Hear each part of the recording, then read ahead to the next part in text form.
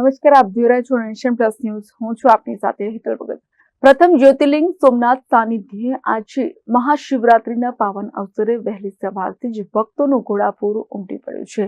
સમગ્ર મંદિર પરિસર હર હર મહાદેવ અને જય સોમનાથના નાદથી ગુંજી ઉઠ્યું છે.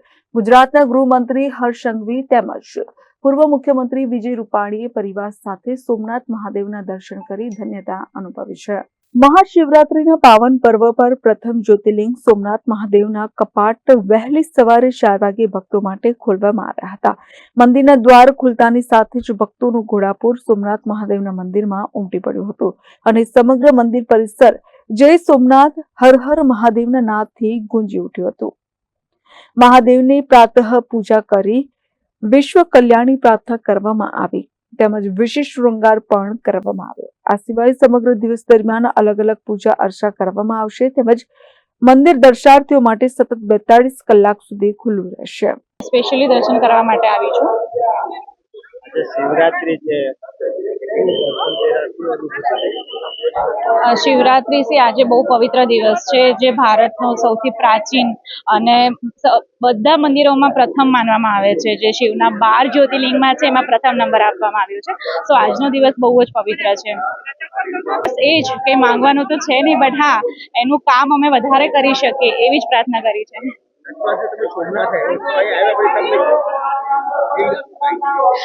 ફીલ એવું થાય છે કે મતલબ આ જે ભક્તો છે એની ભીડ બહુ જ છે અને બધા બહુ જ શ્રદ્ધાથી અહીંયા આવેલા છે. બધા બહુ દૂર દૂરથી અહીંયા આવેલા છે. તો આજે જોઈને ખૂબ જ आज दर्शन करके मुझे बहुत ही अच्छा लगा और मैं 2 घंटा से इस मंदिर में हूँ. सारे व्यवस्था अच्छे हैं, सारे मैनेजमेंट भी बहुत अच्छे हैं और बहुत ही अच्छा लगा. और मैं जो निवासी हूँ, बिहार का रहने वाला हूँ और मैं यहाँ पढ़ता हूँ.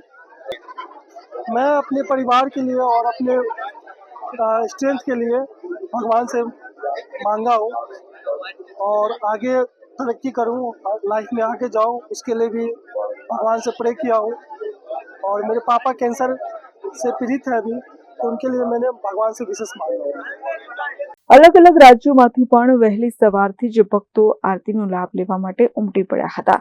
તો ઘણા શ્રદ્ધાળુઓ પ્રથમ વખત સોમનાથ મહાદેવના દર્શન કરવા પહોંચ્યા હતા.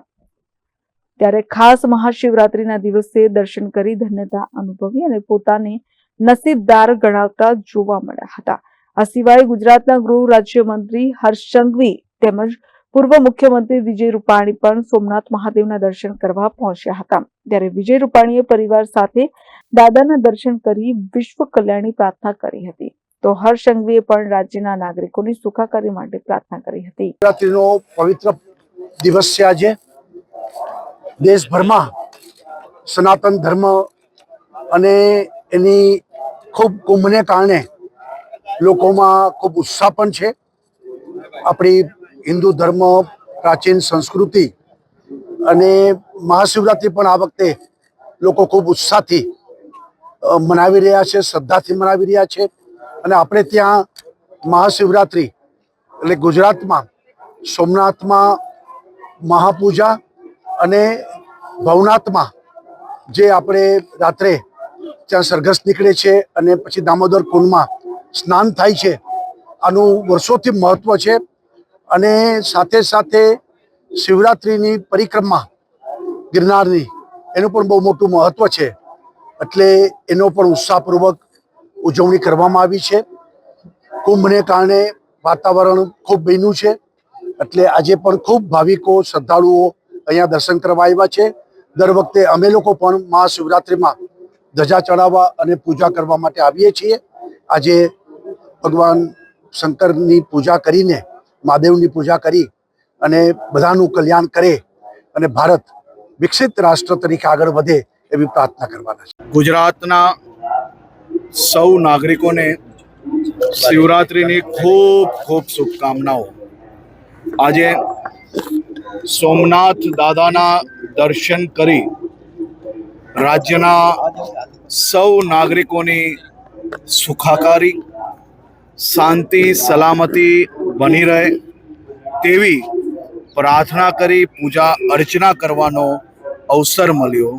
આ પ્રથમ જ્યોતિર્લિંગ આપણા સોમનાથ દાદાના દર્શનાર્થે આજે લાખો ભક્તો દેશભરમાંથી પધારી રહ્યા હોય છે, ત્યારે ખાસ કરીને આદરણીય મુખ્યમંત્રી શ્રીના માર્ગદર્શનમાં ગુજરાત એસટી દ્વારા વિવિધ સ્થળોથી વધારાની બસો મૂકવામાં આવી છે અને પહેલીવાર 3 દિવસનો શિવરાત્રિ મહોત્સવ સોમનાથ ખાતે ઉજવવામાં આવી રહ્યો છે. ખૂબ મોટી સંખ્યામાં ભારતીય લોકો આ ઉત્સવમાં જોડાઈ રહ્યા છે. દેશભરના અનેક કલાકારો આ ઉત્સવમાં ભાગ લઈ રહ્યા છે. સોમનાથ દાદાની અસીમ કૃપાથી રાજ્યનું ઉત્તરોત્તર પ્રગતિ થાય તેવી પૂજા અને અર્ચના કરવાનો આજે અવસર મળ્યો. Mahesh Dodiya, nation plus news, Gir Somnath.